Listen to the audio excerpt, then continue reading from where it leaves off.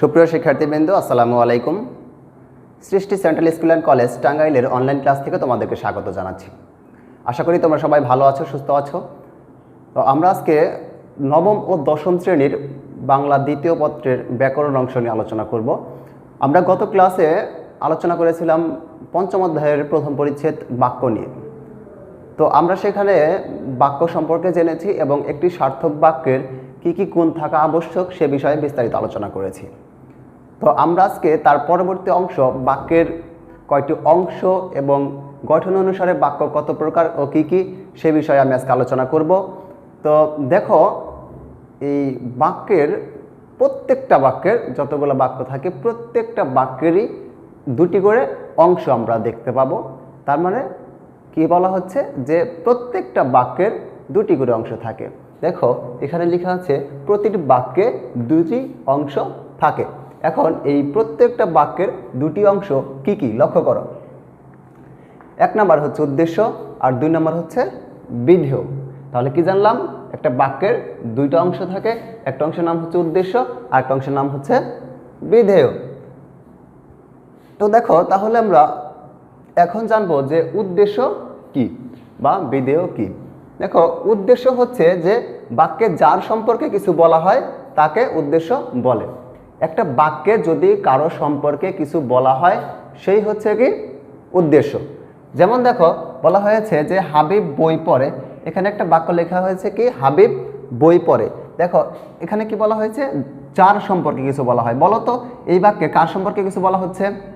দেখো এই বাক্যে হাবিব সম্পর্কে কিছু বলা হয়েছে যে হাবিব কি করে, বই পড়ে। যেহেতু এই বাক্যে হাবিব সম্পর্কে কিছু বলা হয়েছে অতএব আমরা বলতে পারি এই বাক্যের উদ্দেশ্য হচ্ছে হাবিব। তারপরে যে অংশটা রইল সেটা হচ্ছে কি বিধেয়। এই বিধেয় বলতে আমরা কি বুঝি, বিধেয় হচ্ছে যে উদ্দেশ্য সম্পর্কে যা বলা হয় তাই বিধেয়। উদ্দেশ্য সম্পর্কে যা কিছু বলা হয়, বাক্যে উদ্দেশ্য সম্পর্কে যা কিছু বলা হয় তাই হচ্ছে বিধেয়। দেখো এখন আমরা এই বাক্যটাই লক্ষ্য করি, এই বাক্যে উদ্দেশ্য ছিল কে হাবিব। এখন এই হাবিব সম্পর্কে যা কিছু বলা হবে সে অংশটাই হবে বিধেয়। তাহলে দেখো হাবিব সম্পর্কে বলা হয়েছে কি বই পড়ে, যেহেতু হাবিব সম্পর্কে বলা হয়েছে বই পড়ে তাহলে এই অংশটুকু হচ্ছে কি, এই অংশটুকু হচ্ছে বিধেয়। আর এই হাবিব এটা হচ্ছে কি উদ্দেশ্য। তাহলে আমরা জানলাম একটি বাক্যের দুটি অংশ থাকে, একটা হচ্ছে উদ্দেশ্য আর একটি হচ্ছে বিধেয়। আর বাক্যে যার সম্পর্কে কিছু বলা হয় সেটা হচ্ছে উদ্দেশ্য, আর উদ্দেশ্য সম্পর্কে যা কিছু বলা হয় তাই হচ্ছে বিধেয়। আশা করি উদ্দেশ্য এবং বিধেয় সম্পর্কে তোমাদের সুস্পষ্ট ধারণা হয়েছে। তো আমরা তারপরে চলে যাব সেটা হচ্ছে গঠন অনুসারে বাক্য কত প্রকার। তো আমরা জানি যে গঠন অনুসারে বাক্য হচ্ছে তিন প্রকার। কয় প্রকার? তিন প্রকার। গঠন অনুসারে বাক্যকে আমরা তিনটি ভাগে ভাগ করতে পারি। এক নম্বরে হচ্ছে সরল বাক্য, দুই নম্বরে হচ্ছে জটিল বা মিশ্র বাক্য, আর তিন নম্বরে হচ্ছে যৌগিক বাক্য। কি বললাম? সরল বাক্য, জটিল বা মিশ্র বাক্য এবং যৌগিক বাক্য। তো আমরা এখন জানব এই সরল, জটিল এবং যৌগিক বাক্য সম্পর্কে। প্রথমেই দেখো সরল বাক্য বলতে আমরা কি বুঝি। সরল বাক্য বলতে বুঝি যে বাক্যে একটিমাত্র কর্তা বা বলতে পারি উদ্দেশ্য এবং একটিমাত্র সমাপিকা ক্রিয়া বা বিধেয় থাকে তাকে আমরা কি বলি, সরল বাক্য বলি। এ বাক্যে থাকবে একটাই কর্তা থাকবে এবং কি থাকবে, একটি সমাপিকা ক্রিয়া থাকবে। এ বাক্যের মাঝখানে কোনো সমাপিকা ক্রিয়া থাকবে না। এখানে বাক্যটা কোনো আলাদা খণ্ডে বিভক্ত থাকবে না বা একটা অংশ আর একটা অংশের উপর নির্ভরশীল থাকবে না। সহজভাবে স্বাভাবিকভাবে যদি একটি মাত্র কর্তা থাকে এবং একটি সমাপিকা ক্রিয়া থাকে তাহলে আমরা তাকে কি বলতে পারি, একটি সরল বাক্য বলতে পারি।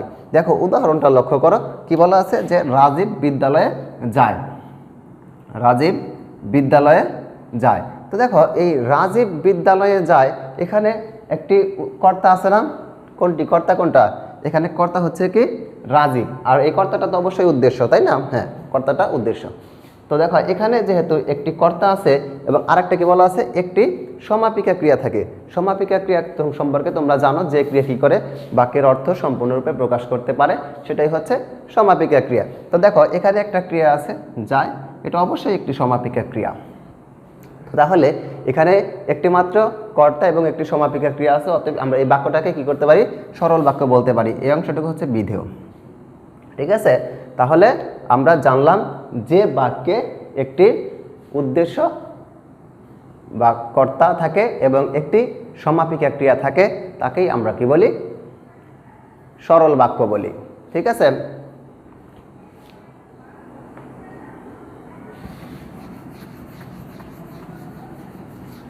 তো দেখো আমরা এখন আলোচনা করব হচ্ছে এই জটিল ও যৌগিক বাক্য নিয়ে।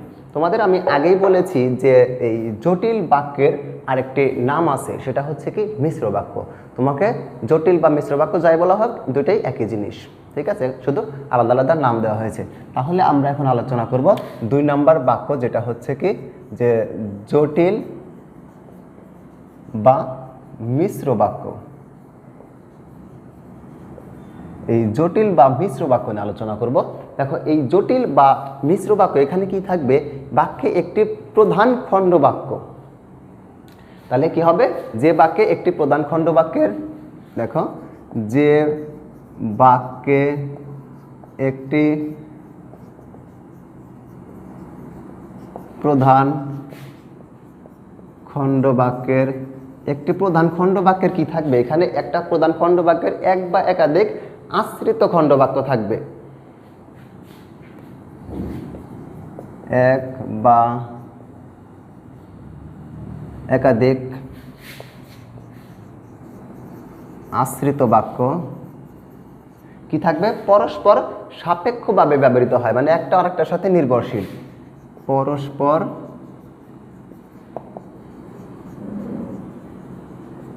সাপেক্ষভাবে ব্যবহৃত হয়, তাকে কি বলে, জটিল বাক্য বলে। তাকে জটিল বাক্য বলে। হ্যাঁ, তাহলে দেখো আমি এই সংজ্ঞাটা আরেকবার বলছি বুঝিয়ে দেওয়ার জন্য। যে বাক্যে একটি প্রধান খণ্ড বাক্য থাকবে, এখানে কি থাকবে, একটি প্রধান খণ্ড বাক্য থাকবে এবং এই খণ্ড বাক্যকে আশ্রয় করে, একটা খণ্ড বাক্য আশ্রয় করে এক বা একাধিক আশ্রিত খণ্ড বাক্য থাকবে এবং এগুলা পরস্পর সাপেক্ষভাবে ব্যবহৃত হয়। সাপেক্ষভাবে ব্যবহৃত হয় বলতে এটা বোঝানো হচ্ছে যে একটা খণ্ড বাক্য কি একা একা অর্থ প্রকাশ করতে তো পারেই না, যার কারণে একটা খণ্ড বাক্য অর্থ প্রকাশ করার জন্য কি করে, আরেকটা খণ্ড বাক্যের উপর নির্ভর করে। তাহলে যখন এই একাধিক খণ্ড বাক্য তাদের অর্থ প্রকাশের জন্য পরস্পর সাপেক্ষভাবে ব্যবহৃত হয়, মানে পরস্পর একে অন্যের নিকট অর্থ প্রকাশে নির্ভরশীল হয়ে থাকে, তাকে কি বলা হয়, জটিল বা মিশ্র বাক্য বলে। তো দেখো জটিল বা মিশ্র বাক্যের একটা উদাহরণ, যে পরিশ্রম করে তারপরে কি হবে, সেই সুখ লাভ করবে। তাহলে লক্ষ্য করো কি বলেছি, যে পরিশ্রম করে সেই সুখ লাভ করবে। তো এখানে লক্ষ্য করো যে পরিশ্রম করে এই অংশটুকু কিন্তু একটা খণ্ডবাক্য, আবার সেই সুখ লাভ করবে এটা হচ্ছে আরেকটি খণ্ডবাক্য। তো দেখো লক্ষ্য করো এখানে কি বলা হয়েছে যে পরস্পর সাপেক্ষভাবে ব্যবহৃত হয় বলতে আমি বুঝিয়েছি যে একটা অংশ অর্থ প্রকাশের জন্য আরেকটা অংশের উপর নির্ভরশীল হয়ে থাকে। দেখো এখানে যদি বলছে যে কি যে পরিশ্রম করে, এই যে পরিশ্রম করে এই অংশটুকু কি নিজে নিজে অর্থ প্রকাশ করতে পারছে না, এই যে পরিশ্রম করে এই অংশটুকু কিন্তু একটি সম্পূর্ণ ভাব প্রকাশ করতে পারেনি। এইটা সম্পূর্ণ ভাব প্রকাশ করার জন্য দেখো চলে গেছে কার কাছে, সেই সুখ লাভ করবে এই অংশটুকুর কাছে চলে গিয়েছে। তাহলে একটা খণ্ডবাক্য আর একটা খণ্ডবাক্যের উপর কি অর্থ প্রকাশে নির্ভরশীল। তো দেখো আমি আবার তোমাদের বলেছিলাম যে একটি প্রধান খণ্ডবাক্য। তো দেখো এখন আমরা কোনটাকে প্রধান খণ্ডবাক্য বলবো আর কোনটাকে আশ্রিত খণ্ডবাক্য বলবো। এখন প্রধান খণ্ডবাক্য আমরা ওই খণ্ডবাক্যটিকেই বলবো যে বাক্যটি কি মানে মানে ধরো দুইটা অংশ থাকলো, এই দুইটা অংশের মধ্যে এই একটা অংশ আরেকটার অংশের উপর যেহেতু নির্ভরশীল, যে অংশের উপর নির্ভরশীল থাকে তাকেই তো আমরা প্রধান খণ্ডবাক্য বলবো। এখন লক্ষ্য করো যখন বলা হয়েছে যে পরিশ্রম করে, এটা কিন্তু অর্থ প্রকাশ করতে পারে নাই, এটা কার কাছে গেছে অর্থ প্রকাশের সাহায্য নিতে, এই সেই সুখ লাভ করবে এই অংশের কাছে কি গেছে সাহায্য নেওয়ার জন্য। যেহেতু এই অংশের সাহায্যে অর্থ প্রকাশ করেছে, তাহলে এটাকে আমরা কি বলবো, এটাকে আমরা বলবো হচ্ছে প্রধান খণ্ডবাক্য। এটা হচ্ছে প্রধান খণ্ডবাক্য আর এটা হচ্ছে কি আশ্রিত খণ্ড বাক্য। হ্যাঁ, মানে এই অংশটুকু যেহেতু এই অংশের উপর অর্থ প্রকাশে নির্ভরশীল, অতএব আমরা এটিকে কি বলছি, প্রধান খণ্ড বাক্য, আর এটিকে বলছি কি আশ্রিত খণ্ড বাক্য। হ্যাঁ, তারপরে লক্ষ্য করো আমরা 3 নম্বরটায় চলে যাব। তোমরা আশা করি যে এই বাক্য সম্পর্কে, জটিল বাক্য সম্পর্কে ধারণা পেয়েছো। আমরা এখন 3 নম্বরে চলে যাচ্ছি, যেটা হচ্ছে কি যৌগিক বাক্য। তো দেখো 3 নম্বরে হচ্ছে কি যৌগিক বাক্য। এই যৌগিক বাক্য সম্পর্কে আমরা এখন জানবো যে যৌগিক বাক্য কি। আমরা যখন পড়লাম সরল বাক্যে, সেখানে একটা সহজ সরল একটা বাক্য, একটা কর্তা বা একটা সমাপিকা ক্রিয়া থাকে, আর জটিল বাক্যে একটা অংশ আর একটা অংশের উপর নির্ভরশীল থাকে। এই যৌগিক বাক্যেও তোমরা লক্ষ্য করবা এখানে একাধিক বাক্য রয়েছে।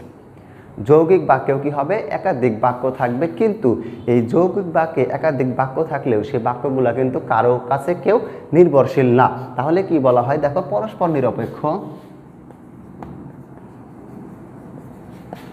পরস্পর নিরপেক্ষ, পরস্পর নিরপেক্ষ দুই বা পরস্পর নিরপেক্ষ দুই বা ততোধিক সরল বা মিশ্র বাক্য। কি বলেছি যে পরস্পর নিরপেক্ষ মানে কি দুইটাই স্বাধীন, পরস্পর নিরপেক্ষ নিজে নিজে স্বাধীন, দুই বা ততোধিক সরল বা মিশ্র বাক্য মিলিত হয়ে একটি সম্পূর্ণ ভাব প্রকাশ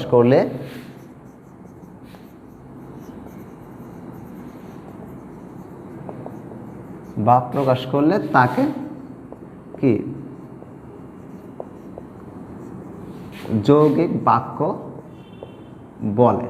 হ্যাঁ, তাহলে কি বললাম, যদি পরস্পর নিরপেক্ষ দুই বা ততোধিক সরল বা মিশ্র বাক্য মিলিত হয়ে যদি একটি সম্পূর্ণ ভাব প্রকাশ করে, তাহলে আমরা তাকে কি বলতে পারি, যৌগিক বাক্য বলতে পারি। এখানে পরস্পর নিরপেক্ষ বলতে বোঝানো হচ্ছে যে এখানে দুইটা আলাদা আলাদা বাক্য থাকবে, দুইটাই স্বাধীনভাবে অর্থ প্রকাশ করতে পারবে।